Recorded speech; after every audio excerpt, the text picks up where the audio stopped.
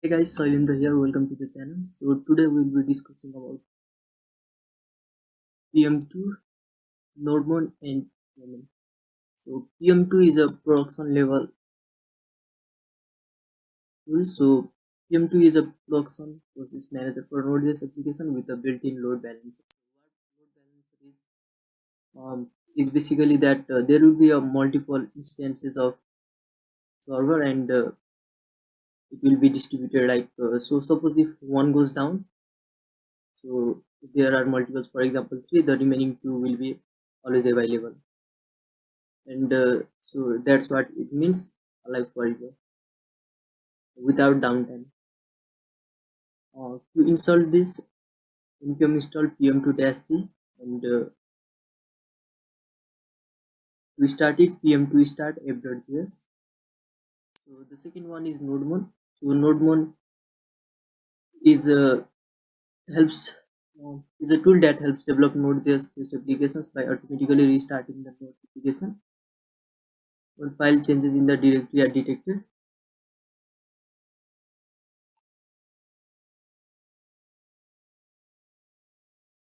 And the third one is moment, a lightweight JavaScript date library for parsing, validating, manipulating, and formatting dates.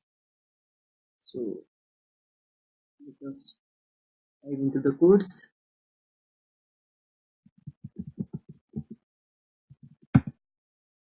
If you initialize a project, and then you need to SY. So let us install this moment locally.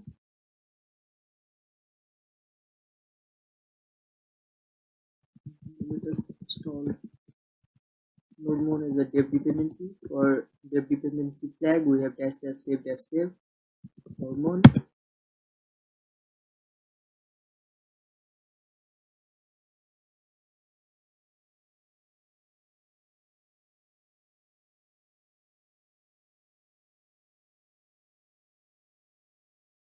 And we will install pm2 as a global dependency. So install dash c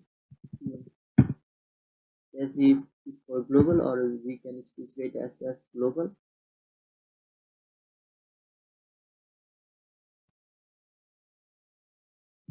Let's create an index.js file as our main file.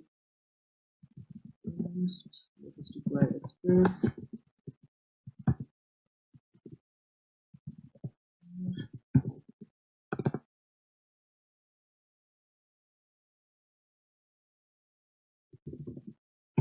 Express. Let us require moment.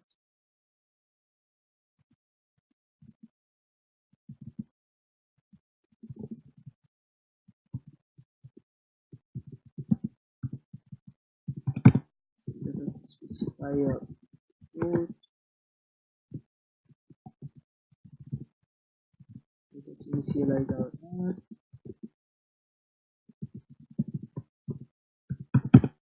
Let us specify a get route, request, response. And, let us just send hello world for now. Route, so hello world. And let us do some code. And just so we know that it is listening and everything is working, let us put a log server, save it. Now the first package we will be talking about is pm2. So we have our index.js, we have our server setup. Now what we can do is node index.js to check if everything is working and nothing is wrong. We can see service. So we start a server using a pm2. What we can do is pm2 start, and then we can specify the file name. As you can see, there is a one instance with the ID of 0, which is online, and these are the CPU and memory uses. So what we can do is pm2 list, which will show that how many instances are running. So to stop it, we can run pm2 stop and just provide the id. So it is not stopped. And to permanently delete it or restart it, we need to do pm2 restart and the id. So id is 0. So it's successfully started and online. Now to delete it, pm2 delete 0. I will now start a multiple instance of it. So start yes, dash I will flag for the number of instances. So for now, let us we want to run a 3 instance of it. Now it will show a 3 instance and the mode is cluster, and these are the memory and CPU uses. So now let us visit localhost 3000 and localhost 5000, and there is hello world. So what if we turn one of the instances? So pm2 delete instance 0. Okay, so reload, still working. So that's where the load balancer come in play. So now since we had 3 instances running, one goes down for any reason, since I deleted it just to show, if it goes on crash, it will show this type of behavior. So if we delete one more, there will still be one more available for us. Now after that goes down, then everything will be down. So if we do pm2 list, we'll have nothing. Now I will start one instance once again. Yes. So now we'll see the logs of it. pm2 logs. So for the logs, we can do pm2 logs, and if we want to see some monitoring, we can do pm2 monitor. It will show us values and things like heap size, heap uses, used heap size, application name, and many more. So we can also clean our logs, pm2 first, and we can also reload our logs with pm2 reloads, reload logs. Here it now pm2 logs is empty because we just paused it and restarted. So this is all for pm2. There is also a paid version of pm2 with a trial for like proper monitoring. So we can do it with pm2 monitor. It is something like pm2 monitor. It will open into a website, and we need to log into it, and it is a dashboard view of all the resources. So my trial has expired, but you can do this again. So the second package we will be discussing is nodemon. So we have nodemon already installed, so to use it, we need to do is for our script, we'll just use nodemon. Yes. What it does is by default, without uh, doing anything, if we just use nodemon in place of node, it will provide us with the restart feature.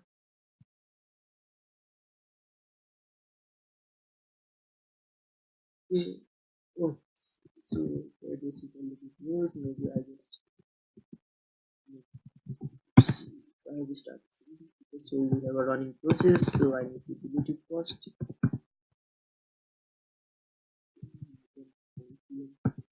Start. Okay, so now we have a server running, and as you can see, it is watching for all types of file, and if you want to restart it, we can just use rs, and it is watching for extensions like js, mjs, and by default. So nodemon not only just provides us these restarting features and watching features, it is also used for debugging, and it is quite convenient. So if you want to debug, all you need to do is pass the inspect flag and pass the port to the default port. Now for this to work, I need to restart it. So now, as you can see, it is now listening to a debugger, listening to uh, so- WebSocket connection. So we can see localhost 929. So for this to work, we need to go to our browser, install our developer console with Ctrl Shift I, and here open dedicated dev tools for nodejs. Open file. So now we can access our file. So if I create a breakpoint here and try to reload localhost 3000, it will hit it. So now we can see our all the request, response, next, what is inside the response, what is the port value, what is app. So we can like step over next function, or we can just step into that, or we can just, if we are inside something like inside a send, we can just press this to come out. We can like give a breakpoint, so these are called breakpoints. We can like pause on exceptions, and we can like step to. So what it does comes to one line. So you can see it goes here, here, and it goes inside. So I'll just go continue. Okay, so this is one of the good feature of node. It helps us in debugging, and uh, we can also like do many things like configure node to pass variables. So node configuration can be configured in three ways. So the first one is, it looks for a nodemode.json file by default in the root directory. So if we have a nodemode.json configuration, and so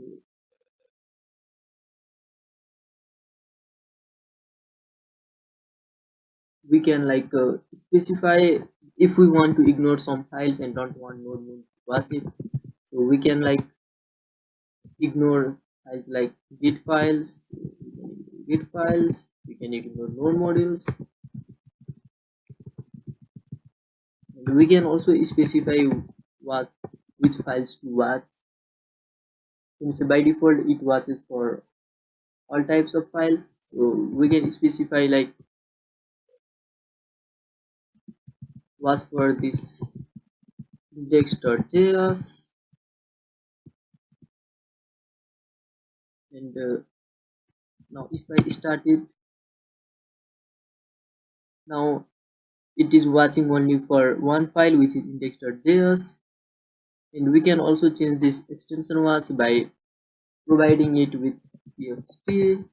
Now if we provide a value here like just watch js and json, then restart it, it will start watching for those only. As you can see, it now what is for js and json only. We can also change our restartable. So restartable, so in place of using arias, we could use ps, and then that should work. So if I type ps and enter, as you can see, it's starting. So by default is arias, so we'll leave it to arias. And we can also pass like environment variables. So we have something called env, and then here in we can pass like node underscore env, like staging. By default it is development, so we can pass like staging. We can also pass like port of like, let's say 4000 for now. We just want to check like, so in place of defining it like so, what we can do is process.env.port, and it will use if we start, it will say that listening on port 4000. Now if we visit now 4000, it should be available.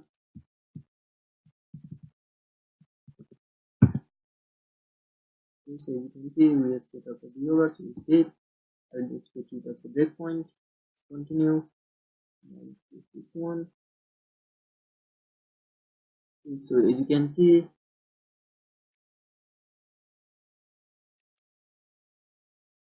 if we visit localhost 4000, then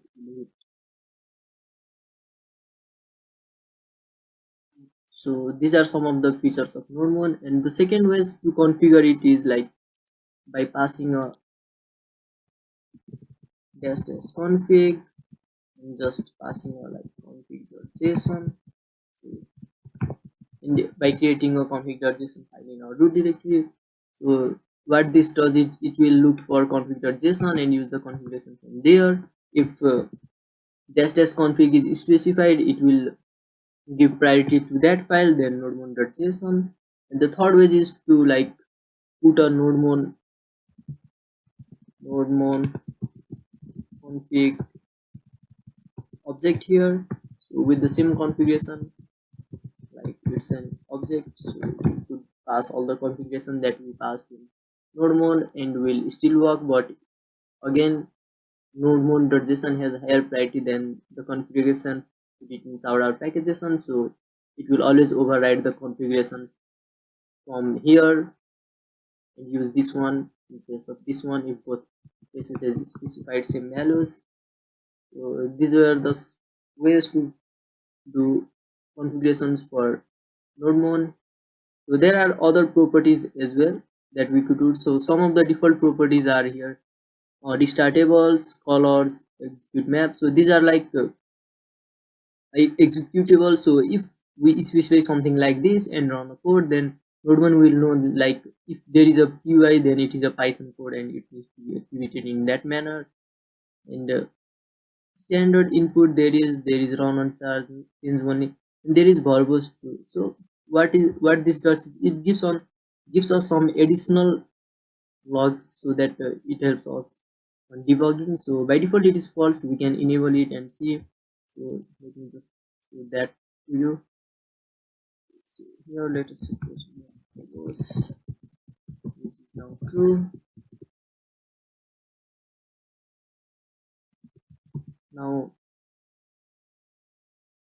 previously we never had like spawning, and we never had child process IDs and watching while one, something like this. So now we can see it. As you can see here on the previous without the bubbles, there were a little logs. Now we are getting a little more. So that is just a simple thing, but we'll start seeing more logs when we start putting more codes. So that's it for nodemon. So the third package we'll be discussing is moment. So as I mentioned, moment is a date library, so date manipulation library or package. So it is used for formatting and like parsing dates. So we have already placed the package here moment. So let us try to use it. So let date is equal to moment dot format, moment is a console dot format, and we want to format it to year full, and then d, and 0, and then month. So full month, there should be 4, and we also want it to show us the hours, right? So there should be a comma here. So minutes is seconds, and we want to also show whether it is AM or PM, and finally we want to console it log. So we want to console the log date. So now if we run into on start, should be able to see. Okay, so it says like currently it's 2019 20th October, and the time is 12:41:01 from my place. So it's actually formatting on full. So if we like remove and made it 3, it will the OCT in place of like 19. Yeah, as you can see, 19 2019 20th October. So it just breaks it down. So if we put it into 2, it says 19th 20th October. Now if we removed the O and put D, it will also be only 20. Like it will remove the TH, and if we remove the yum, it will be like 10 only. So 2019 20th 10. This is the time, and if we remove the time, it will be something like this: 2019 22. So it depends on how you want to format it. We can also format it into T. What it was is like which day is it for of this week, and we can also format it like by default. So if we don't pass anything, it will just show us the GMT plus or UTC plus time. So depending on the time zone you are on. Now these are just date formats. So we can also format them on the basis of relative time. So let me grab an example. So let us suppose uh, we want to see something like 2011 and second month and maybe 12 of its day, right? So what we want to do is see from now. So when was that time? Like how long has it been? What we can do if we format, we'll say like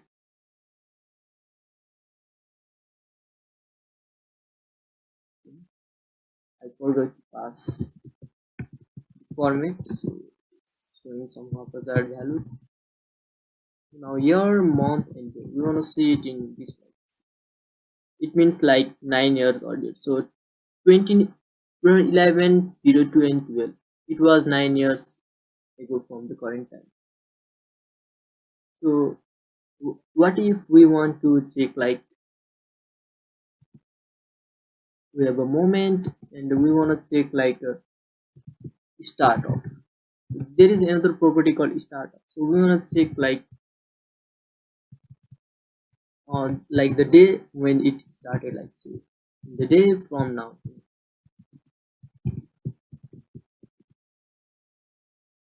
So it just basically shows that the when did the day started. So currently it's 12:45. So it means that the day started an hour ago. So it's an approximate. So it is almost to one. So it is showing an hour ago. So if we do like end of, so rather than how long it's remaining till the end of the day, it says 1 day. So what if we want to know week? So today is Sunday. So how long it is in the week? 7 days, right? So in start of, we also will start for the weeks. So the week started an hour ago, like, and we can also do the same for the month. 19 days ago. Now when will it end? Right? So it is in 12 days. So the month will end in 12 days. We could also do the same thing for hours and minutes. So the next hour will start in 14 minutes, and the third one is like calendar time. So what we can do is like we can add and subtract or just do the current calendar. So to do so, what we can do is moment.calendar. So format time. So it shows that today at 12:46 am. So it shows the current time. So what if we want to add or date or subtract some time from it? So what we can do is subtract, and we can just specify like subtract 10. What we want to subtract? Days. If we want to subtract 10 days from now, it will say like 10 10 20 19. So today is 19th, so it says like it was 10 10. So if we provide like some less values, it will like show us on remaining. So just like subtracting, we could also add days with the add flag. So if you want to add 6 days, it will be like Saturday at 12:53. So let's suppose add 1 day, so it should be Monday, tomorrow at 3, and if you want to add 3 days, it should be something like this. So aside from the calendar, there are local support for moment as well. So for that, what we need to do is moment.local, and it will show the current moment. So it is Ian. and we could also format on the basis of local. So what we want to do is we want to format, and we want to pass